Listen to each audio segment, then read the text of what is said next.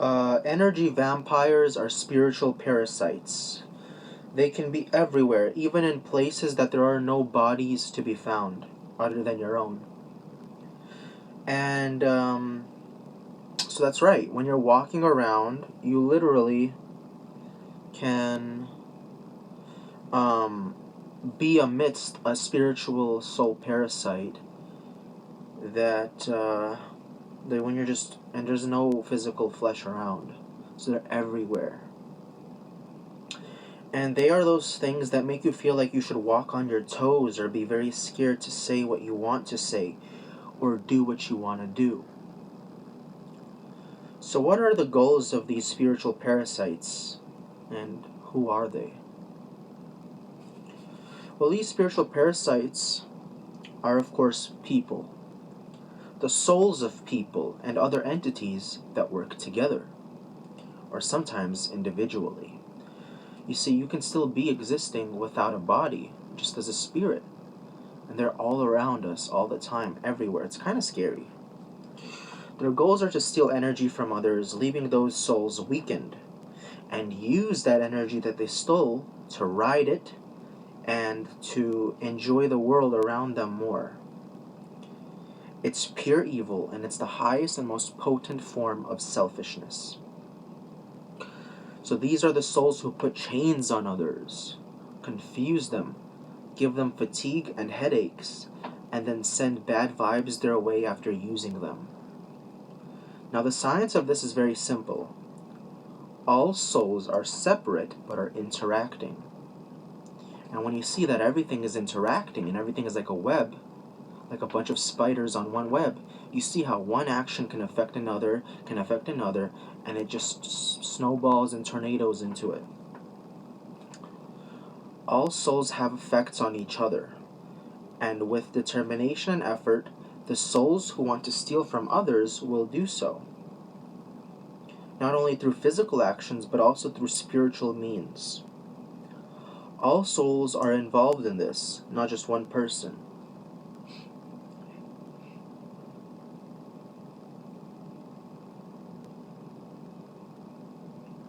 So all souls are involved in this, not just one person, and that is the defense mechanism. So when somebody does this or contributes to this, they basically hide behind the veil of, it's not just me, we're all connected. It's basically evil, selfish, and a sin, doing what is the opposite of what is right. And through the manipulation of the energies that they steal, a lot of damage can be done, and it can be used to hurt people and others who are unaware they are being used.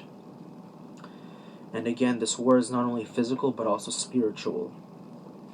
So its effects and fighting are happening where you can't even see it with your eyes, but sometimes where you can't even feel it with your soul. So this stuff is biblical too, as it says in Ephesians 6:12, "For our struggle is not against flesh and blood, but against the rulers, against the authorities, against the powers of this dark world, and against the spiritual forces of evil in the heavenly realms. Therefore put on the full armor of God." Now it's explaining to you how to defeat this stuff. It says put on the full armor of God, so that when the day of evil comes, you may be able to stand your ground. And after you have done everything to stand, stand therefore, having your loins girt about with truth. Truth, the word. There's nothing wrong with speaking just the truth, no matter how it makes somebody feel. And have on the breastplate of righteousness, meaning be righteous, do what is best, and just, you know what I mean, like fair. And your feet shod with the preparation of the gospel of peace, meaning the message that peace is the best thing. Above all, take the shield of faith in this belief in this spiritual world that we're a part of, wherewith ye shall be able to quench all the fiery darts of the wicked. So remember, there's humility, there's truth, there's righteousness, there's faith. There's all these tools that you have to be using.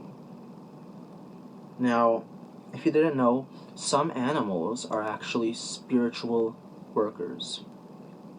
Tortoises, cats, and lots of other animals out there are actually spiritual animals, and keeping them in your home will effectively help you rebalance and restore and stuff like this. See, life is all about balance. There's positive and there's negative. Neither one is better. But if you have more of one than the other, stuff gets out of whack.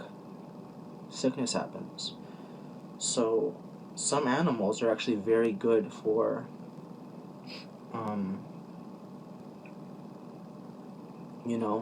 and this is one of the animals right here. Tortoises.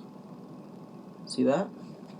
Tortoises are animals that are very, very spiritual and highly effective spiritual workers. They're slow, they're calming, they're relaxing. They show you that you have to have that shell of protection on you. They're very vigilant, kinda, but they're very calm and steadfast as well. Cats are another example. We have to defeat the evil occult. I call it the mob. The mob is what I call it. It's like a bunch of interconnected souls that always want to hurt others and steal from them and ride their wave and steal their energy. It's selfish, it's evil, and it's wrong. So, no, this isn't an advertisement for getting a tortoise or anything, but yeah, I am showing you guys my tortoise again. He's grown 2 grams since when I got him. He's quite awesome.